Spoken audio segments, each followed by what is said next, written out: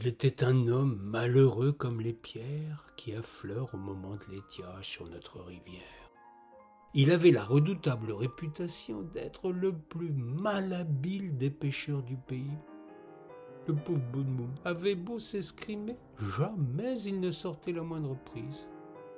Ses confrères riaient sous cape, repéraient où il allait se poster pour fuir immédiatement ce secteur. Pour tous, il était porteur d'une malédiction piscicole, un mauvais œil de poisson sans doute. C'était une époque où pêcher n'était pas un loisir, mais une nécessité alimentaire. C'était aussi un temps où la loi regorgeait de poissons. La folie des hommes n'était pas encore passée par là. Le saumon, l'esturgeon, le brochet étaient les prises du roi. La lauze ne boudait pas notre rivière et les petites espèces permettaient d'assurer l'ordinaire. Chacun y trouvait de quoi satisfaire ses besoins de protéines sans rien connaître de ce mot étrange.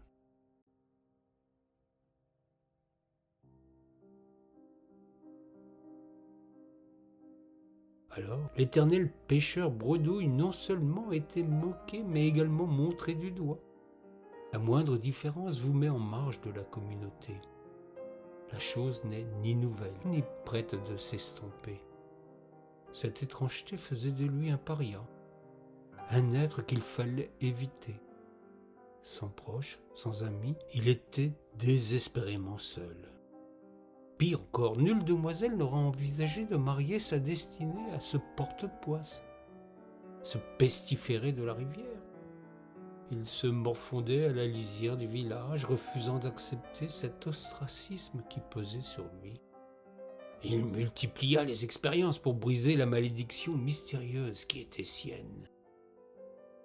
Il concocta de curieuses nases, d'étranges dispositifs pour enfin réussir à piéger les hôtes de l'onde.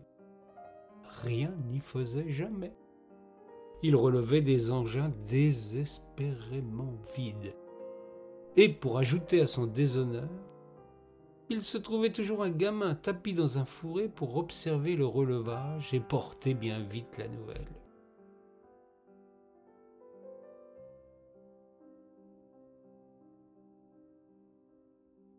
Un jour, n'en pouvant plus de ce mauvais sort qui s'acharnait sur lui au-delà du supportable, il se décida à consulter un sorcier.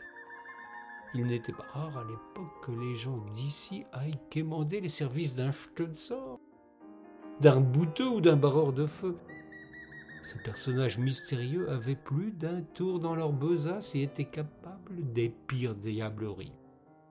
L'éternel Bredouille confia sa peine à l'homme des potions et des rituels. Celui-ci écouta attentivement ce récit qui lui semblait des plus banals. L'envoûtement passe aujourd'hui pour une hérésie des époques obscures. Prenez bien garde cependant de ne pas réveiller les forces occultes en méprisant leur existence. Vous pourriez vous en mordre les doigts.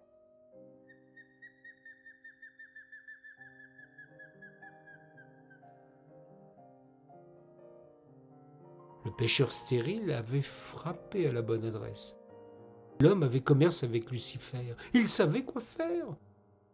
Il pratiqua une cérémonie dont je me refuse à vous dévoiler la teneur. Je ne souhaite pas être confronté à vos sarcastiques remarques d'incrédule. Ce que vous devez savoir, c'est que le sorcier mit en garde notre piteux héros. Je peux faire de toi un pêcheur redoutable, mais prends bien conscience que ce mystère pourra à tout moment se retourner contre toi. Le pauvre homme était dans un tel besoin de normalité qu'il repoussa d'un revers de main cette mise en garde. Il n'avait qu'une idée en tête, être comme les autres et abolir cette fâcheuse particularité qui le mettait au banc de sa communauté. Ah, pouvoir enfin trouver une compagne, effacer cette image de maudit qui colle à sa peau.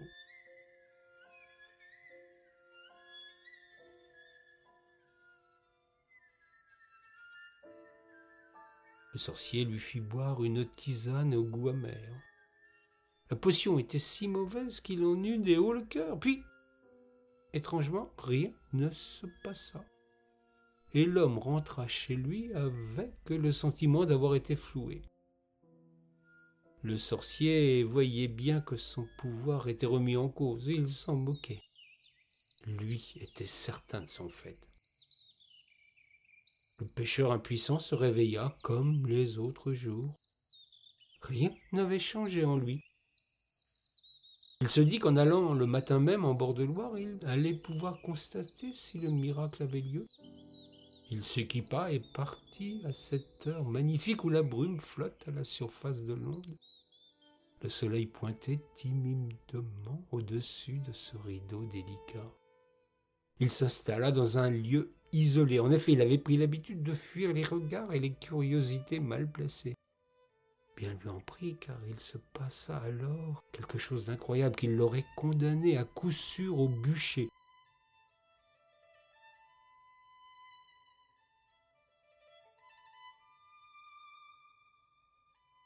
Il voulut se mettre en action, tendre ses engins, mais il sentit son corps se transformer, comme s'il se contractait, se dissolvait, explosait intérieurement. Il perdit connaissance.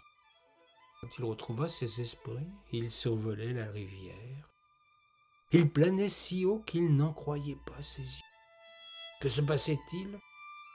Il se sentit soudain fondre sur l'eau. Il piqua telle une pierre qui tombe d'une falaise et plongea dans la Loire.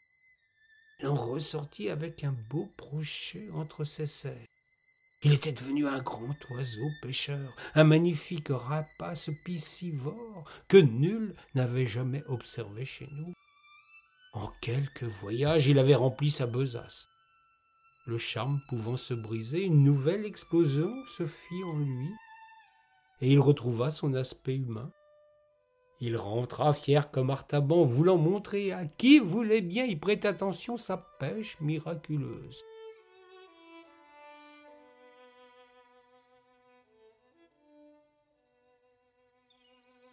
La nouvelle circula dans le pays. Comme une traînée de poudre, la foule des curieux se précipita pour voir ce prodige. Passé l'euphorie de ce retour en considération, l'homme découvrit bien vite qu'un autre mystère planait désormais sur lui. Devenu l'objet de nouvelles rumeurs, jalousé par ceux qui, jusqu'à ce jour mystérieux, étaient plus habiles que lui dans l'art de la pêche, il fut encore plus pisté qu'auparavant. Il devait se cacher pour partir à la pêche, chercher des endroits de plus en plus éloignés, de plus en plus secrets. Il n'en pouvait plus, d'autant que les dames n'avaient toujours pas tourné leur regard vers lui et que sa vie redevenait un calvaire.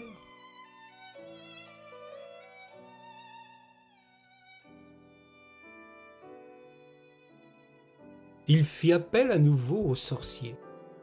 Il avait été prévenu, lui fit remarquer ce dernier. Il devait assumer ce qui était désormais impossible de défaire. La seule chose que le magicien pouvait pour lui, c'était de le maintenir définitivement dans cet état animal. Le pauvre homme n'eut pas longtemps à réfléchir. Il prenait un tel plaisir si haut dans le ciel qu'il accepta sur le champ et but une nouvelle potion sans se soucier de son amertume. C'est par la fenêtre qu'il quitta définitivement sa vie d'humain et cette masure diabolique. À la vue de tous désormais, un nouvel oiseau planait dans le ciel de Loire.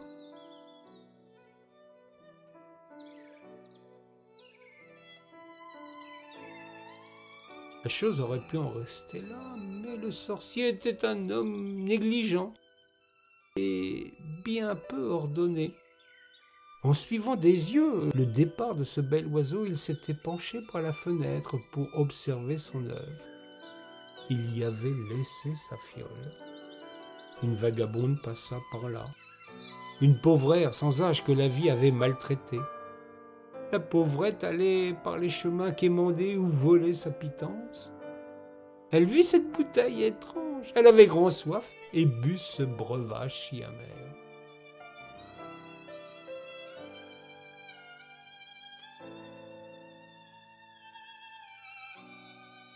C'est depuis ce jour que dans le ciel de Loire on voit voler un puis deux rapaces et par la suite une nombreuse nichée. Les hommes appelèrent cette nouvelle espèce balbuzard pêcheur. Est-ce parce que les premiers d'entre eux avaient été un temps des humains repoussés de tous? Toujours est-il que le bel oiseau vole bien haut dans le ciel, qu'il fuit la présence des curieux et qu'il se cache pour faire son nid dans la noirceur d'une forêt touffue. Ces êtres autrefois disgraciés, qu'on les laisse en paix. Ils ont enfin trouvé le bonheur, c'est bien la seule morale de cette histoire. Celui à qui l'on n'accorde pas de place ici-bas peut toujours trouver sa voie dans un ailleurs qui lui appartient. J'en sais qui passent leur vie sur ou sous l'eau, d'autres qui explorent les profondeurs de la terre ou les sommets de nos montagnes. Il n'est pas besoin de consulter un sorcier pour fuir la triste réalité de nos misérables vies au ras du sol. Chacun peut trouver son royaume.